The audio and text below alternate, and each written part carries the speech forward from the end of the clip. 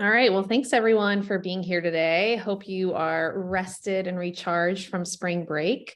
Welcome to Life Hacks of a Chief Problem Solver. We're thrilled to have Jason Barnes with us today, who's a good friend of Hinds College, and he'll share more about that in the session today.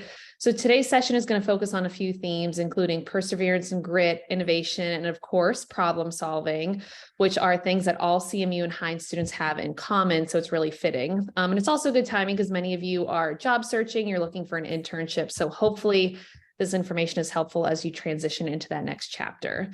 I'd like to introduce Jason. He is the founder and the chief problem solver. That is his official title of Fluidity Business Solutions, where he designs, develops, and implements end-to-end business solutions for his clients using various automation tools. He's had a very successful career where he's applied innovative solutions to complex problems at a lot of big name companies, including UPMC, Highmark, Westinghouse, and Dick's Sporting Goods. Currently, Jason is living the dream on the beach in Riviera Maya, Mexico, where we are all very jealous because it is snowy, gloomy, and cold here in Pittsburgh. So very, very jealous today. And in his free time, he enjoys traveling and eating tacos. So very much relatable. So Jason, thank you so much for being here. I'm going to turn it over to our in-person moderator, Ron Delphine, to kick off the session for us. Oh, I wasn't, I'm ill prepared, but we're happy to have Jason. I've been having conversations with Jason for about a year now. So this is a year of work in place, and he's just going to give some tips about his story. This is going to be very informative. He'll tell you lots of questions if you have questions. So with that, I'll turn it over to Jason. Thanks, guys. If my camera light goes in and out, it's because the sun is going in and out from clouds, so it may change how you can see Rub my it in, face. Jason. Rub it in. You know, I kind of don't miss all the big fluffy coats and sweaters that everyone's wearing. So I just, I noticed that and I have to giggle to myself because here, I mean, I'm just wearing shorts and a t-shirt. So, but thank you again. I'm actually super excited to be here. I'm very grateful for this opportunity to speak with you all. And so like Ron said, we have had chats for the last year and a half, and we were trying to think of a way that we could collaborate together. And also to myself, I wanted to find a way to give back and to communicate with some young folks that might be going through some similar situations or thought processes that I was going through when I was a young lad, now that I'm an old man. But yeah, so I'm excited to be here today, and I'm excited for everyone's questions. So yeah, let's go ahead and start it off, I guess. Jason, go ahead. No, go ahead, Ron. I was just going to tell, can you share a little bit about your background and, a little bit about your journey? Just open it up that way. Sure. So my career started a little bit differently than most of my friends, at least, and most other people that I know. I started at UPMC at 19. I had just finished high school, and I attended a summer program at CMU called InfoLink, where I was able to learn some technical skills and come to find out that I actually love technology a lot. And I was already spending a lot of time in high school doing web development and being a computer nerd and things of that nature, dissecting computers, building them, and teaching a web class actually in high school. And then I went to the summer program at CMU in the summer of 2000, which, wow, that's 23 years ago. And it further cemented the fact that I loved technology. So I knew I wanted to do something in technology. However, I was not attending college at that time, and I was going through a little bit of, or a lot of personal struggles with family and personal life and things of that nature. And so I knew I wanted to get a good job with good benefits, and I wanted to try and start to work towards my goal, which was to be in technology. I started at UPMC in 2001 as a medical records clerk. And that was when there was still paper everywhere and not as many electronic records. And we were just moving to electronic records, but most of it was paperwork and everything.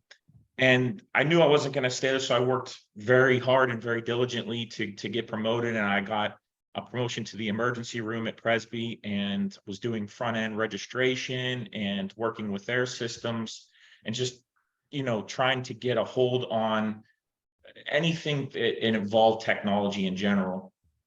I then had an opportunity in 2006 to move to Cleveland to work for the Cleveland Clinic Foundation, which is, a pretty big hospital. It's a world-renowned hospital, with a friend of mine and another mentor of mine who's kind of a father figure in my life. And there I started out in insurance verification. And then I finally, in 2007, kind of broke into the IT world with an analyst job. And I held that position for another 4 years. And then I came back to Pittsburgh in 2011, back to UPMC. My former boss had promised me before I left, if I wanted to come back, she would make room for me. She was happy to have me back, and she kept that promise. And I was doing SharePoint work at that time as well. So I hopped on board to do software development and or SharePoint development and software testing for healthcare systems that they use. And then I've moved so much. And then in 2019, I had the opportunity I started consulting. Apologize, let me back up a little bit. I started consulting in 2013. I wanted more of a challenge, and I wanted to make more money at that time. My goals at that time were financially driven, but also too, I wanted more of a challenge in my career. So I had left my position at UPMC. At that time, I was the manager of the registration staff at Presby's ER, and just to get some management experience. And then I had moved on to be a consultant or a contractor for Highmark. And there, I thought I wanted to get more into project management. So I kind of took a shift of gears and went into more project management, project analysis. And then I realized that I did not want to be in project management again. So there's a common theme here of me switching jobs quite frequently to figure out who I am and where I want to be. But then I switched back and I took a consulting job at Dick's Sporting Goods to do SharePoint development.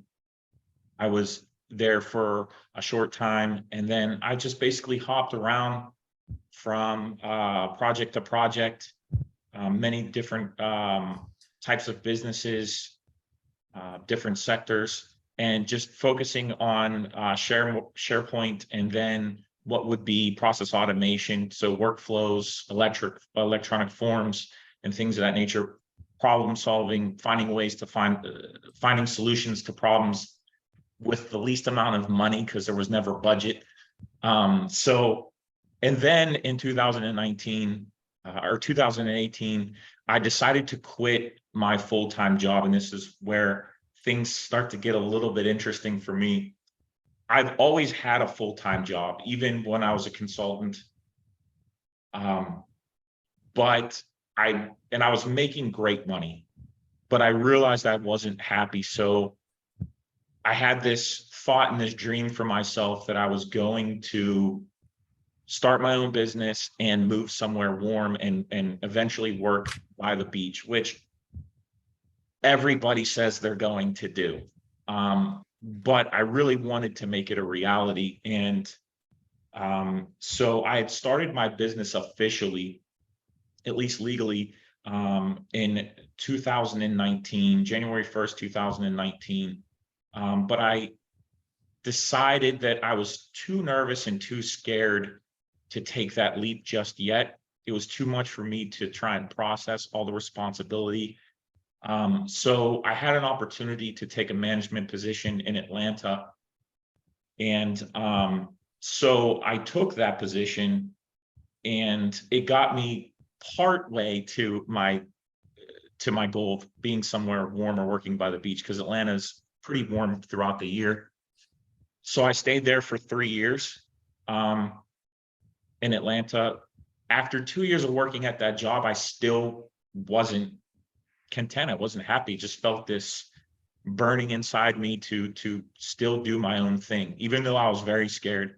So at the end of 2020, in the height of the pandemic, I decided it would be a great idea to quit my full-time job and just hop into my own business. So I officially started as a full-time business owner January 1st of 2021 for my company, Fluidity Business Solutions. And I stayed in Atlanta for another year and a half. And then I was like, all right, it's time for the next step to make my goal happen. And so I decided June of last summer that I was going to move to the beach and take my business here. I had spoke with my clients and everything was okay. So all that was in line. And so I sold mostly everything, my car, liquidated all my furniture, everything, packed up a few boxes of personal, sentimental things and things that I would want to keep in my life, maybe 4 boxes, sent them home to Pittsburgh. And I came here officially August 15th of 2022, and I've been living here for 7 months now. So that was a long answer, but there was a lot in there. So hopefully that provides enough context and background. All right, thank you. So we're gonna, well, first of all, is the pizza here? No, not yet. No, okay, perfect. We'll keep going then. So, Jason, as you know, like Heinz is very interdisciplinary in its approach to education. And it sounds like in your current role, you're really balancing a lot of technical skills with soft people skills. So any advice on how to do that as you approach your work? And then what additional skills have you found, to provide you the most success in your career? Quite honestly, what I've found, especially since I do not possess a degree, most organizations, most employers value soft skills more than the hard skills, because those could be taught. Soft skills are, I don't want to say that they can't be taught, but they are more, it's just part of your personality. It's something that you have to kind of adjust to and things of that nature. I would say that balancing them, if you're able to speak to somebody as though they're a human being, and that you recognize that, whatever problems they're having are relative to maybe some of the problems that you've had, you can't really go wrong there. As far as balancing it, I would say, myself, technology is changing every day. So I know that I have to keep up on that. I don't have a choice. And even today, I struggle a little bit with keeping up with those skills, because, I'm trying to run a business. I'm trying to do every aspect of it. And it's some parts not as successfully as others, but the majority of my time is spent on being the technical resource right now. I'm just not big enough, and I don't have the budget right now to hire a full-time developer. So, but what has helped me a lot along the way is the fact that I'd like to think that I don't talk as, I don't know how to put it, but like some of my friends that are in computer technology, they tend to speak very technically and using all of the technical terms and computer terms and things of that nature. And that often leaves the customer confused.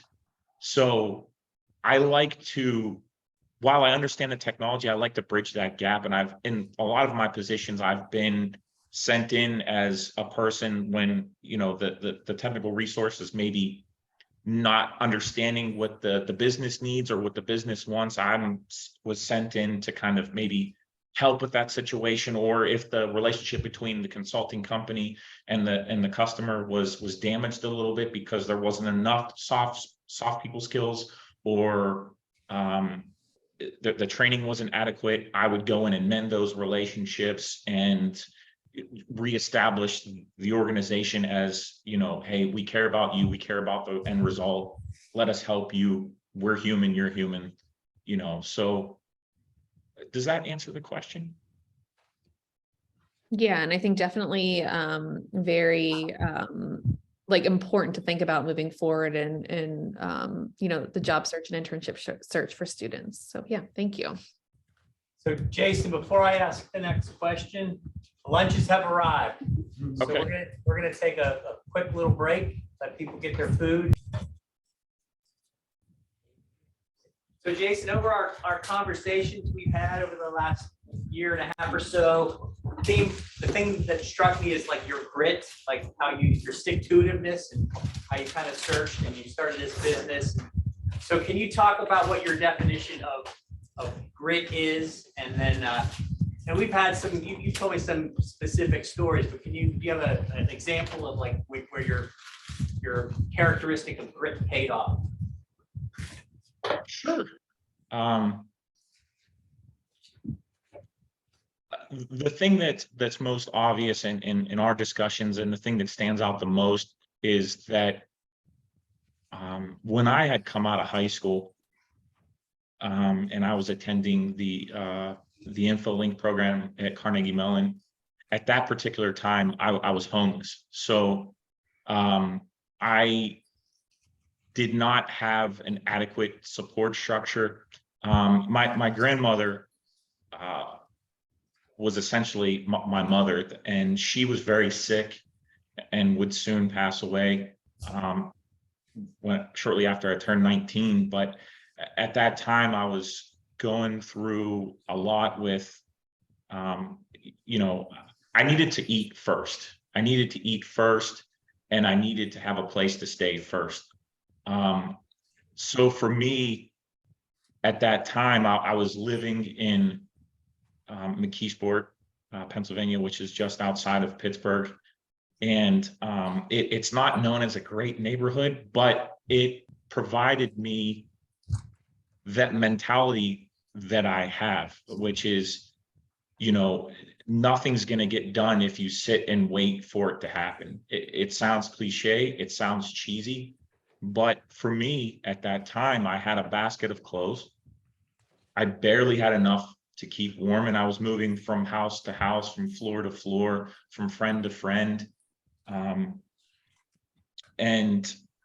But I still had this feeling inside me, like this, I can't even explain it, like this feeling like I'm gonna get somewhere, I'm gonna be somewhere, just keep focusing, keep going.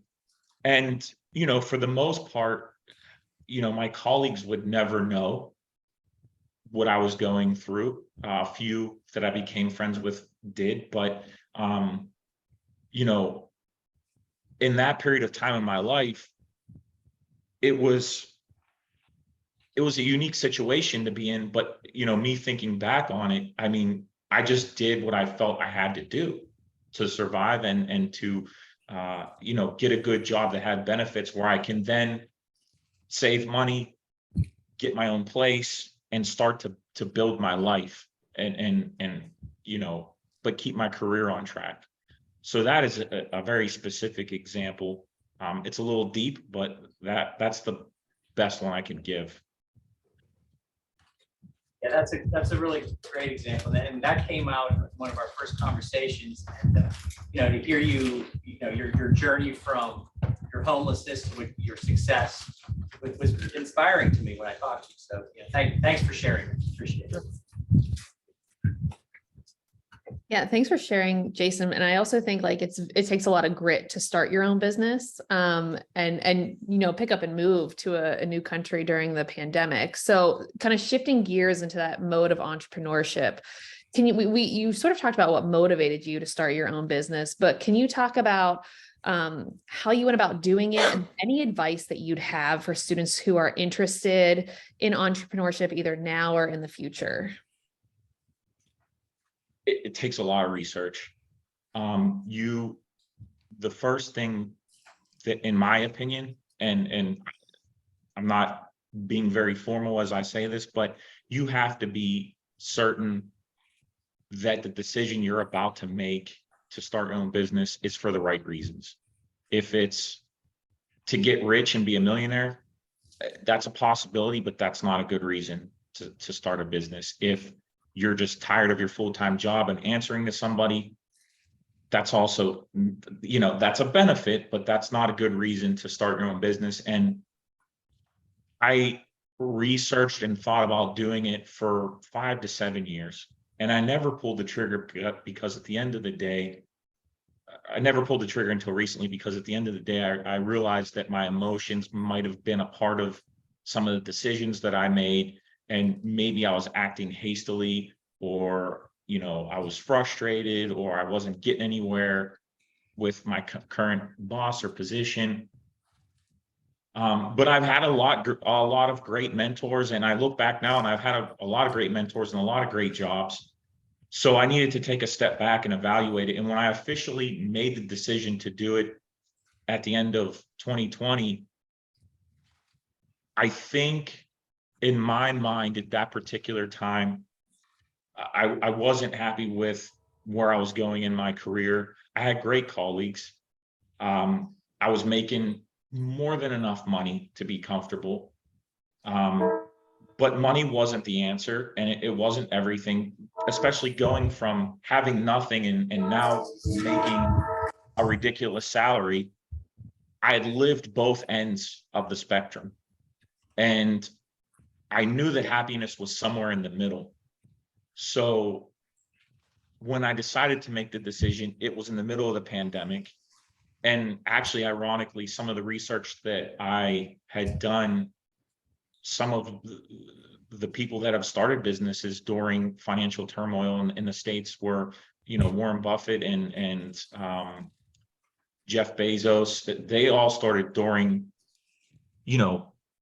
bad financial situations in the economy. Now, I'm definitely not aspiring to be Jeff Bezos or Warren Buffett, but the idea of when it's a good idea to start a business, the irony of it is you can't go anywhere but up whenever things are bad. And I was like, in my head, I have this OneNote full of all these notes. I've done enough due diligence. Either I'm gonna pull the trigger or I'm not. And I consulted with my 2 best friends. And whenever I'm about to make big decisions, I still do that. And they ask me the necessary questions, because to be a person to give advice to somebody else is one thing. To be the person in that position trying to take your own advice, somehow, some way, we always find a way to ignore the advice we would give. So after I had spoke to them and I compiled my research, I just decided to do it. I had saved up enough money. You definitely want to have enough, as one of my mentors would say, you definitely want to have enough of a landing strip to take off from the runway. So I had enough money to get me through for a year, which is not a lot of money, but it was enough to light a fire underneath me to get going. I paid off all my debt. So I'm completely debt free, which in all honesty is probably one of the greatest feelings. Nothing's holding me back. I don't have anything that I owe anybody any money to. So I started my business on my own dime. I know the technology, so I knew how to do it with low overhead and to make use. I had a couple of clients or possible clients lined up at that time that would get me through and pay my bills. So I just pulled the trigger. And I wish I could tell you when there's a specific time that's right, but you just know. you ultimately just know. Like if it doesn't feel right in your gut, you won't do it. Hopefully that makes sense. That's great advice. No, thank you. Jason, during our conversations, all of a sudden you moved to Mexico. You know, I think we jumped on a Zoom call and you're like, I'm in Mexico now. So can you talk about, you know, the international transition? So you set up your business in the States, and were there any kind of hurdles about, you know, relocating to Mexico? And also, you know, how did that change you holistically? Did it change your attitude to move to Mexico? You're down there solo. Did you have a support group? Do you have a support group? So just talk about that transition. So where I'm at is, the name of the city is Playa del Carmen. It's in between Cancun and Tulum. They're all popular vacation destinations. I had been here once already in 2020 for a couple of months. When we were working remotely, I kind of took time to work down here, and I knew that I loved it here. And soon as I seen the beach, it just went off in my head like, I'm gonna get here. Like this is where I'm coming. There's a huge expat community along the Riviera Maya. So there's a lot of people from the States, Canada, Europe, from everywhere. And so it wasn't as difficult from an adjustment standpoint of, you know, how am I going to survive? The only real hurdles that I ran into from a business perspective and from a living perspective were, I needed to make sure that my clients were okay with me working internationally first, because, you know, their data needs to be protected. Now, granted, the data is all in the cloud anyhow, and all of my clients are web-based. I don't own any of their hardware. I don't have anything of theirs. No paperwork, no data or anything like that. Everything's being accessed, and I have a secure network here. So I needed to make sure I had a secure network. I needed to make sure my clients were okay with it. And the other personal hurdles, I'm still trying to learn Spanish. So there are a lot of people that speak English here, but the local folks, of course, speak Spanish. And I love Latin culture. So I've always loved Latin culture. I love the music. I love the food. You know, just the energy, the enthusiasm. The biggest notable change in my personality, living here as opposed to living somewhere like the States. In the States, I think we're spoiled. If we want something, we get it immediately. And if we complain, we get it faster, usually. Here, if they say they're going to turn on your internet on a day and a time, they might not. You just have to kind of understand that they're much more, the culture here is much more calmer. It's much more tranquilo. So everything is just slower. And I noticed, like, in myself, there will be days when I'm just like, I don't feel like doing anything today, but I have to remind myself that I have to pay bills and save up for retirement. So, but like, it's very easy to see the sun. I wish you guys can see my view right now, actually. Like, there's this beautiful garden with a fountain, and there's just beautiful exotic plants. It's gorgeous. I mean, so it's very easy to get lost in that. And also, everybody here is, it feels like a vacation almost every day. I was telling Diane before we got on the call, it's hard to, if you're not disciplined, and that's the other thing about having your own business. If you're not disciplined and you don't think that you can hold yourself accountable, don't do it. Just don't. Because, and I'm not trying to be abrupt, but it's going to fail, and you're going to end up in a worse position probably. I mean, you'll gain some knowledge and experience, but, you know, so if you can manage living in paradise and working, I highly recommend it. Thank you.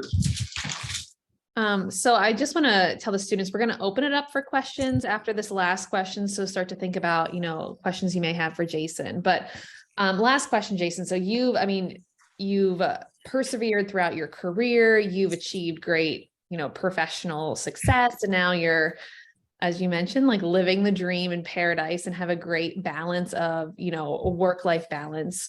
So what is like one piece of advice that you want to share with the students that you wish you would have known or wish someone would have told you, starting out in your career?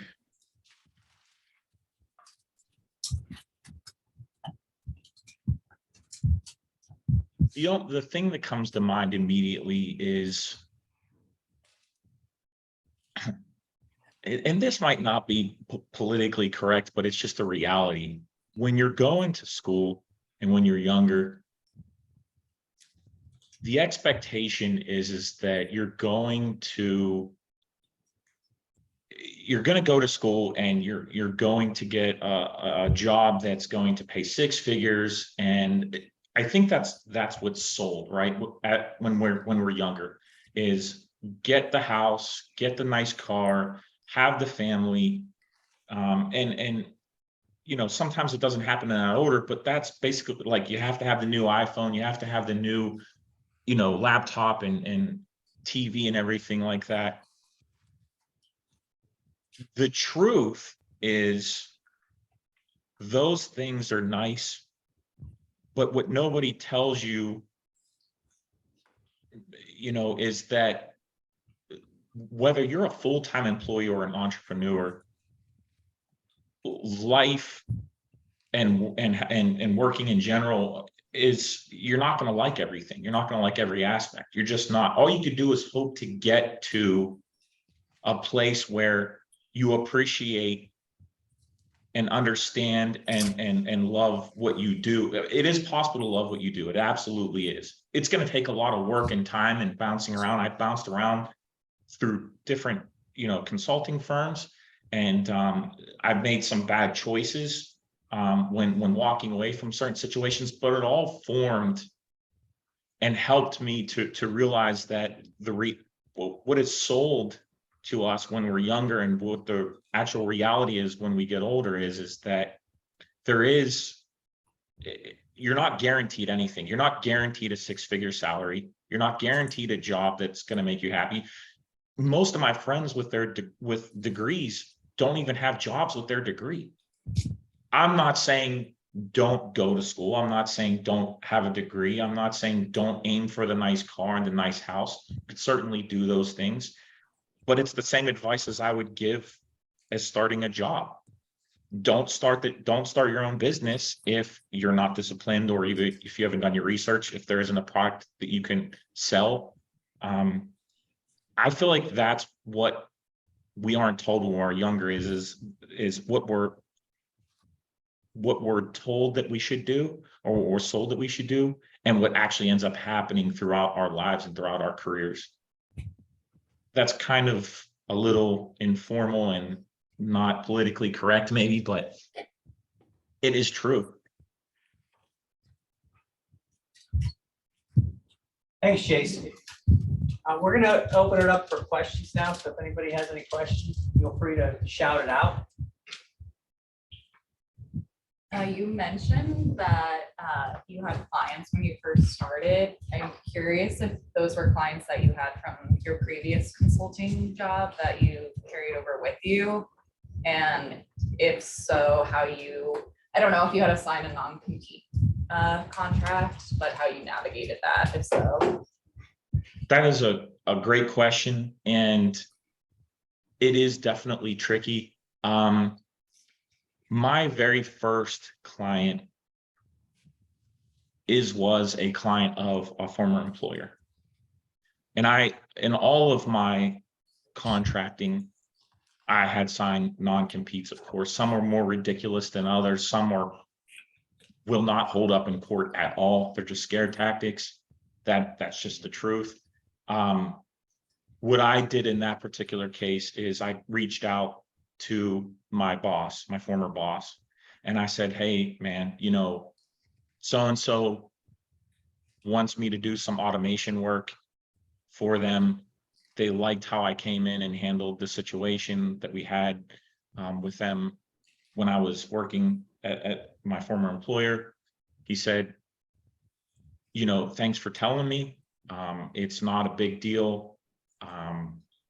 You know, go ahead and you know, go ahead and do what you need to do. Thanks, you know, thanks for telling me, more or less. And he handled it really, he's a really cool guy, and he handled it really, really cool. So my advice is, while I know some people that have just went and stole clients from former employers, I wouldn't, without saying anything, I wouldn't recommend that. I think being honest is the best way.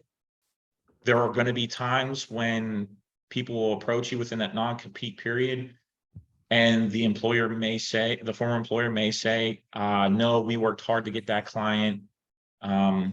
You know, we can't relinquish that client to you or that money to you. But the secret to that, and my advice in that situation is wait until the non-compete's done. And don't necessarily track them down, but just make them aware, hey, I have a non-compete. At the end of the day, the customer can decide. Your former employer cannot make a customer not want to do business with you. They just can't. There's nothing they could do about it. Maybe they have a certain type of agreement or something that may limit that. But in general, if that person's reaching out to you to work with you, they're not that happy to stay with the other customer anyhow. So if I had an employee and they moved on, and one of my customers wanted to move on with them, really, in all honesty, I wouldn't be happy about it, wouldn't be psyched about it from a business perspective, but I would just let it go, because they're not happy anyhow, or at least they're happier. They trust in you and they want you, and I support that.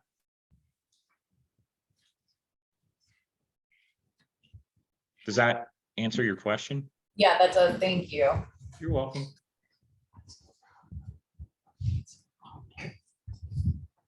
One of the things you mentioned was that, you know, you're running your own business, you're busy, but you still have to learn and keep up with, you know, the field and what's happening and what's new. Just curious, like, what are some of your approaches to learning?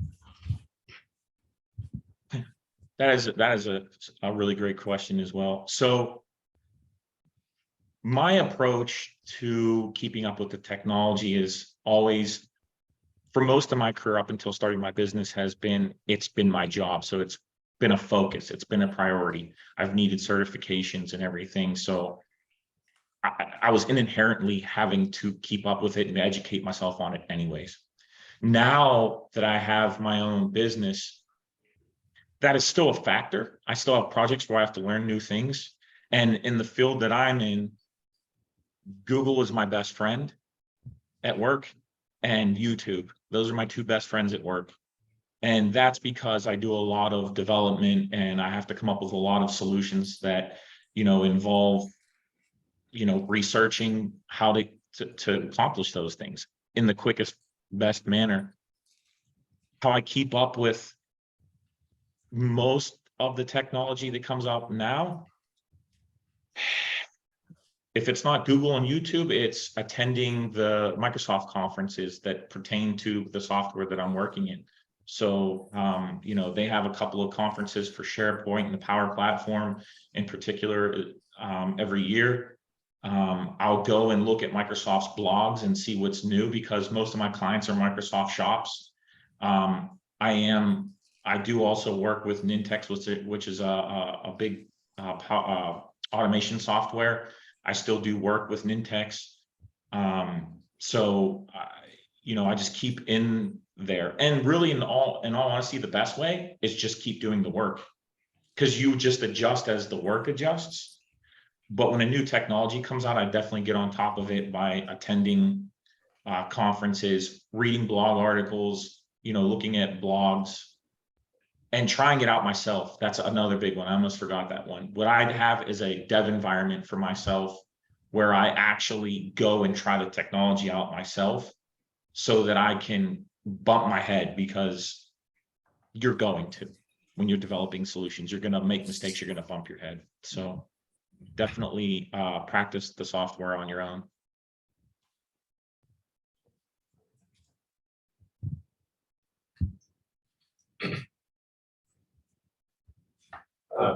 In the earlier days of your consulting, especially before you made a name for yourself with these like bigger projects that you tackled later, what was the practice like of sort of convincing established businesses that you had solutions for problems that they were having? Because I've seen environments and examples of people coming in with solutions that are good solutions, but people are kind of resistant to them because they think that they like the way they do things, or don't trust that the expert has better knowledge than they do, or X, Y, and Z things. So it's like obviously a more social or something like soft skill, and I'm wondering what your thoughts on that. So if I'm understanding correctly, is the question, how do you approach situations where they might be resistant to change or new technology or new solutions? Sure. So that happens every day. And I'll be honest, I haven't perfected how to alleviate all of the stress or getting rejected on solutions that I have. The best thing that I can do is try and find a middle ground. And there are some of my clients, they're like, hey, you know what you want to do, you have the background, you have the track record, just go for it. And then there's clients that they watch a couple YouTube videos and now they're experts, and then there's some people that have no idea, but they just, for lack of better words, they just want to sit on their retirement fund and not rock the boat too much, and they just want to keep the lights on and keep coasting, and there's not a lot you can really do about that. My advice would be, expect that, and it's not really, I'm not really being negative or cynical, but expect that, go into those situations expecting to get rich. How I approach it is I go into those situations kind of expecting the same result, which is, yeah, that's a great idea, but we're used to what we have. We think we're going to stick with it. There's got to be an arm or a leg you can get in that door and keep in that door. So maybe it's, all right, well, that's cool. What if this wouldn't be a risk factor? What if we changed the part of the process? And that's the other difficult part, is finding the verbiage to use that is more disarming and less about change. And then you pick small, low-hanging fruit of that process that could be, improved, or a part of the solution that could be improved or changed just slightly, that has minimal effect on the overall system. Or maybe you add on to the current solution and then they gain a little bit of comfort. Then they get with you the solution that you're presenting, and then you slowly build upon that. I had a really bad habit in my younger career where I had these big, wondrous ideas, and I thought I had all of the answers, and I just couldn't understand for the life of me why my bosses couldn't make the budget or make the time or make it a project to get certain things done. While my solutions in retrospect would have been great ideas and they could have been feasible, I also learned that I was very naive. And I also learned that I could have approached the situation much differently. So I got, put on my butt a few times. And the truth of the matter is it's human nature to be resistant to change. It just is. all of us in our personal lives, our careers, me moving here to Mexico. I mean, me starting my own business. I'm a hypocrite if I tell you, well, you know, that's just them and that's just their problem that they're reluctant to change in new software and new technology. No, there's probably an example of all of us, everyone in that room being reluctant to some form of change. So try and understand and empathize and try and find a middle ground so that you could build a rapport, build a comfort level with whomever is in charge of the decision making, and see if you can work your way in there. And you may even come to realize yourself that your solution may not have worked either. And now you and whomever that makes the decisions, it just worked out. So does that answer the question? I'm not sure if I completely understood it, the question. No, that's what you're talking about. Okay. That's a difficult one though, for sure. So if you're looking to start a business, how do you evaluate the idea? And how much research do you recommend one does before they decide to quit their job? Or how do you confidently know that this is the idea I want to start a business on? So that's another great question. These are great questions. I'm gonna be honest with you. I did a lot of research and I happen to be in a field that I know is gaining a lot of traction. Process automation and process improvement are huge topics right now. You see it with AI, you see it with ChatGPT, you see it with, you know, all of the applications that are being developed to increase customer experience. I just know that it's huge. For me in particular in that field, I know that there's a need for that service, that product. So when I did my research, and I knew what I already wanted to do, but I didn't know how I was going to get new customers. I knew that I didn't want to do cold calling.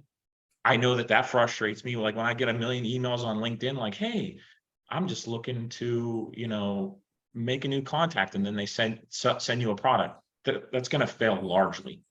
So I did research on how I was going to approach people, because my biggest problem wasn't, could I do the work? My biggest problem wasn't, do I understand the work that I'm going to be doing and can I perform the task? The biggest problem for me in starting the business and knowing for sure what I wanted to do was, okay, I have this product, I have this service, I have this idea, I have these skills, but if I can't sell them, or if I don't get clients, I'm making no money.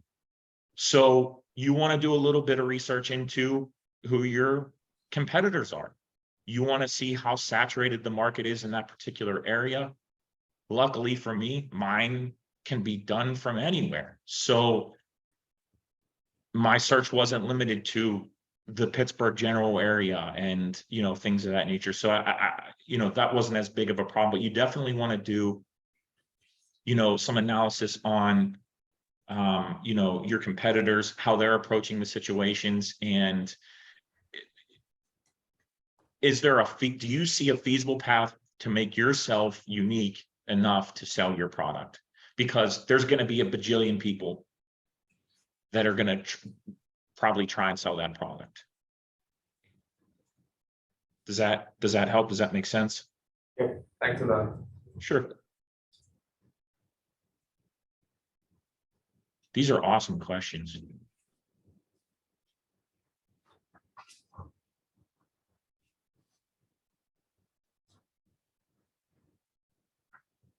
Any last questions for Jason?